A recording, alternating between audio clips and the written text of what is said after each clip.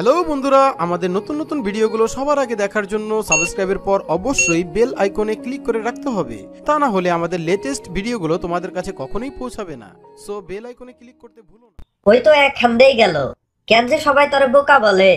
এখন বল তো ঢাকার কয়েকটা স্থানের নাম। এই স্যার যেমন ধরেন গুলিস্তান, পাকিস্তান, আফগানিস্তান, কাজাকিস্তান।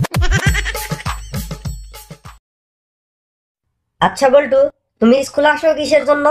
স্যার আমি তো শিখার জন্য স্কুলে আসি। তাইলে স্কুলে এসে ঘুমাচ্ছ কেন? কারণ স্যার আজকে তো আমার শিখা স্কুলে আসে নাই।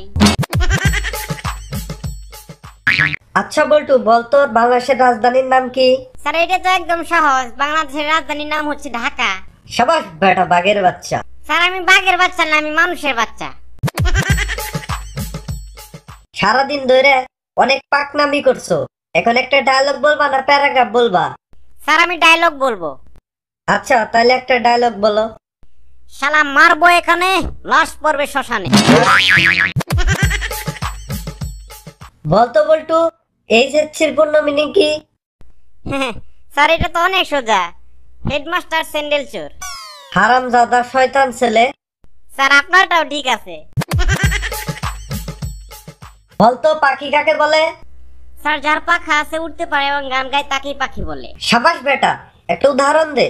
স্যার যেমন মশা।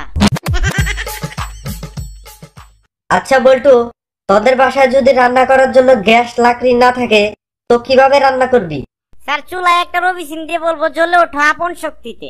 আচ্ছা বল্টু, 1992 সালের দুইটা বন্যার নমুনার কথা বলতো। স্যার ওইটা তো আমি বলতে পারবো না, ওইটা আমার বাবা বলতে পারবে। বলতো 1912 সালে কি হয়েছে? স্যার ওই সময় বঙ্গবন্ধু জন্মগ্রহণ করছিলেন। সাবাস বেটা। 1916 সালে কি হয়েছে সবাইকে বলে দে তো। স্যার 1916 সালে বঙ্গবন্ধুর 4 বছর বয়স পূর্ণ হয়েছে।